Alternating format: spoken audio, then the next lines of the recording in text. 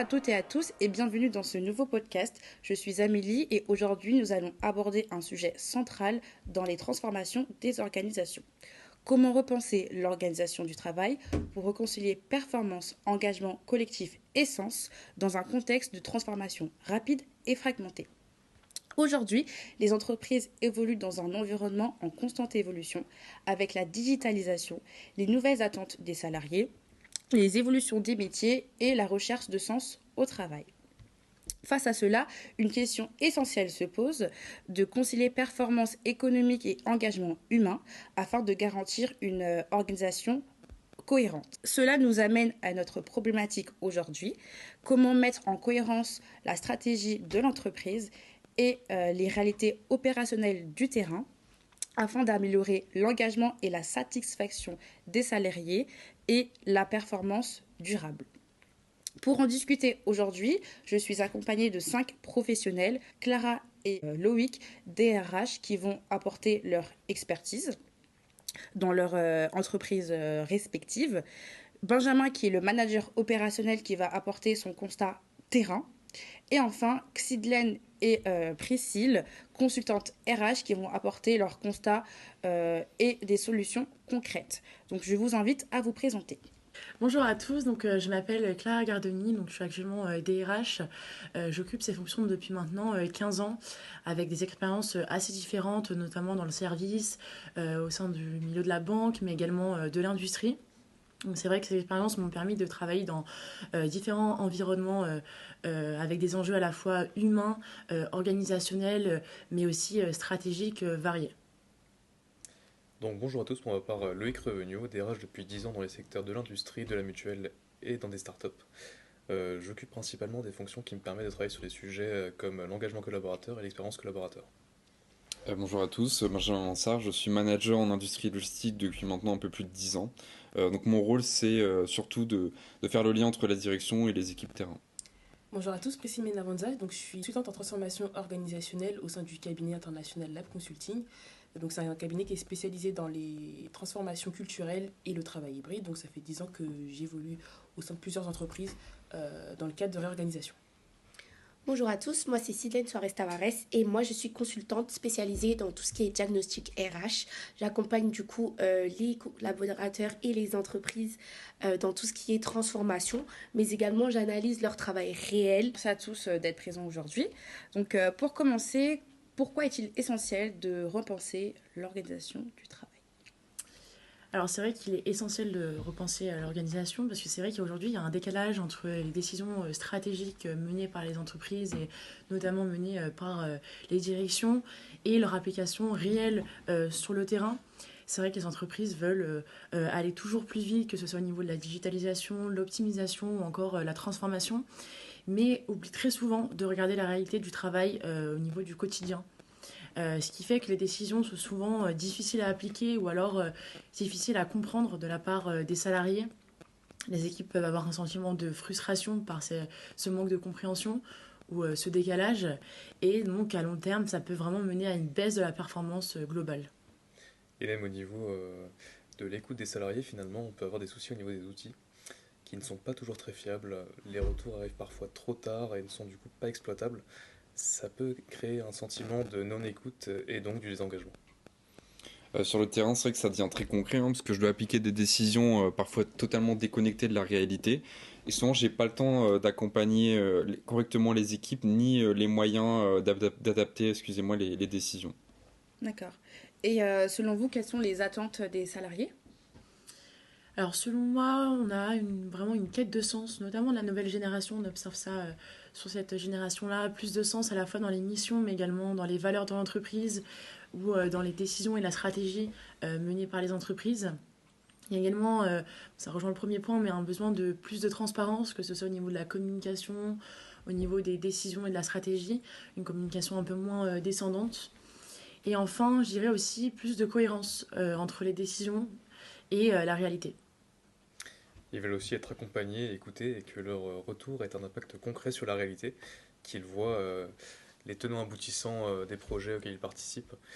Sinon, ça peut créer beaucoup de démotivation et parfois même des départs. Ce que vous décrivez met totalement en évidence un point clé qui va être la déconnexion entre la stratégie et le terrain. Dans les diagnostics du coup que je réalise, on observe souvent 3 points qui vont être des processus trop complexes, mais également des rôles mal définis et pour terminer une accumulation de projets qui ne vont pas être priorisés. Donc ça va mener à un résultat qui va être tout simplement une surcharge des managers, une perte de sens, mais également un désengagement des collaborateurs. Oui, c'est vrai que c'est exactement ça. En fait, on passe beaucoup de temps à essayer d'adapter les décisions au lieu de se concentrer sur le réel. Très bien. Donc, ce qu'on comprend ici, c'est que les décisions ne sont pas du tout alignées. Et vous, en tant que consultante et d'après vos expériences, quel est votre point de vue? Alors, ce qu'il faut comprendre, c'est que le problème principal, c'est pas forcément changer une structure, enfin, c'est pas de changer la structure, mais c'est vraiment de changer les pratiques et les usages d'une entreprise. Beaucoup d'entreprises font peut-être l'amalgame et pensent qu'il faut juste changer les organigrammes, des process pour qu'on puisse changer, mais en réalité, c'est plus fondamental de changer la culture et les pratiques. Il y a un chiffre d'une enquête de Malakoff Médéris qui est assez frappant, c'est que 40% des grandes entreprises ont connu une réorganisation au cours des 12 derniers mois, donc c'est un chiffre de 2025.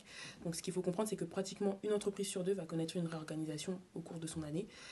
Donc ce qui va être essentiel pour les entreprises, c'est vraiment de pouvoir accompagner les collaborateurs, les managers. Moi, ce que j'ai pu mettre en place au sein d'une entreprise de 12 000 collaborateurs en transformation internationale, c'est une clarification du sens des transformations, parce qu'il y a beaucoup de collaborateurs qui se plaignaient de ne pas comprendre les différentes transformations, réorganisations. On a aussi mis en place des nouvelles formes de collaboration entre les collaborateurs et les managers, et un nouveau rôle pour les managers de facilitateurs plutôt que de contrôleurs. Donc le résultat qui a été fait après 18 mois, c'est plus d'engagement de la part des collaborateurs, plus de rapidité de décision et une meilleure coopération entre les équipes. Du coup, notre solution, elle va viser tout simplement à remettre en cohérence la stratégie, mais également les réalités opérationnelles. Donc, on va reposer ça sur 4 grands piliers qui vont être l'écoute continue du terrain grâce à des baromètres et des outils digitaux, mais également des signaux faibles. Ensuite, on va avoir tout ce qui va être analyse RH, donc structurée. Donc, on va transformer des données chiffrées en décisions vraiment concrètes.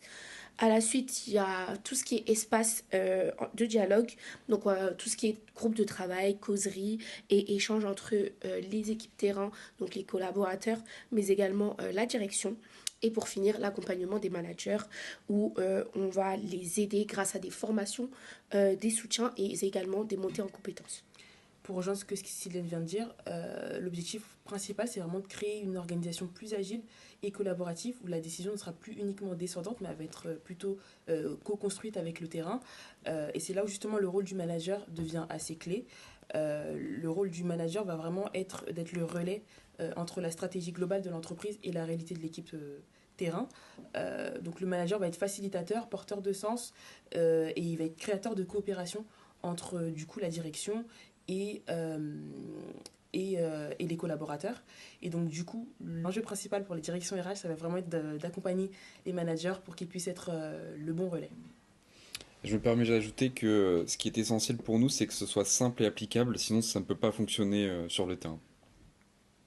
Très bien. Et quelle est l'importance de la valeur RH? C'est vrai que la valeur RH, la valeur ajoutée RH est majeure. On va passer surtout d'une fonction administrative à une fonction stratégique et opérationnelle. Donc cela va tout simplement permettre d'améliorer l'engagement des collaborateurs, de réduire les tensions entre la direction et également les salariés, de renforcer la cohérence organisationnelle, mais également d'améliorer la performance durable de l'entreprise. Et surtout, on redonne de la valeur et du sens à la parole des collaborateurs. D'accord. Et comment vous l'avez observé dans vos expériences? Alors c'est vrai que j'ai pu l'observer lorsque je travaillais dans un grand groupe industriel. J'ai travaillé pendant quelques années. En fait, on a eu un projet de réorganisation totale de la production. C'était un plutôt gros projet où sur le papier, les procédures étaient vraiment parfaites. C'était censé vraiment venir aider les salariés, notamment salariés issus du terrain, venir faciliter les missions quotidiennes. Et en fait, après la mise en œuvre de cette nouvelle procédure, on s'est rendu compte qu'en fait, c'était l'effet inverse qui s'est passé. Ça n'a pas du tout facilité. En fait, il y a eu une mauvaise compréhension du besoin réel des salariés. Et donc, ça a engendré un sentiment de frustration de ces salariés, également un manque de compréhension de ces procédures. Donc ça rejoint un peu ce que Priscille disait dans ses propos précédents. Pour ma part, quand j'ai travaillé en start-up, on a eu l'intégration d'un nouvel outil qui devait être l'outil Sésame, beaucoup d'efficacité, qui devait régler tous les problèmes. Ça a été un outil de reporting automatique qui a été une véritable catastrophe au niveau opérationnel, puisqu'en fait, ça a été surtout une charge supplémentaire pour les équipes qui n'ont pas compris vraiment son fonctionnement et même son utilité, puisqu'elles n'ont pas été consultées. Au final, beaucoup de démotivation, de désengagement, une perte de confiance globale qui a mené à plusieurs départs. Donc, ce qu'il faut comprendre en complément de ce que Loïc et Clara viennent de nous expliquer, ce qu'il faut comprendre, c'est que les organisations qui réussissent sont celles qui apprennent le plus vite et qui s'adaptent en continu, parce qu'on est dans un monde qui évolue en permanence. Donc, les organisations devront du coup tester et apprendre des nouvelles formes de travail collaboratif. Ils pourront mettre aussi en place des espaces de communication, des espaces de discussion avec les collaborateurs, justement pour aborder la question de l'organisation du travail et du coup autonomiser un peu plus les équipes.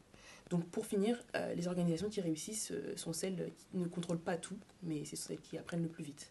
Et c'est vrai que les entreprises qui réussissent sont également celles qui vont du coup travailler sur le réel pour construire leur transformation.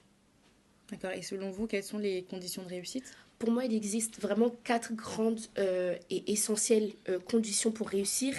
Ça va être surtout le changement de culture d'une entreprise, l'implication de la direction qui est pour moi primordiale. Ensuite, on va avoir les outils d'écoute continue et pour terminer, l'accompagnement des managers. Très bien. Donc, merci à tous pour cette discussion. Donc, ce que nous retenons aujourd'hui, c'est que la performance durable repose sur la cohérence entre stratégie et terrain et que l'humain est au cœur des transformations. Pour toutes les personnes qui souhaiteraient revisionner ce podcast, vous pouvez nous suivre sur la page agencia.com et sur toutes les plateformes de streaming.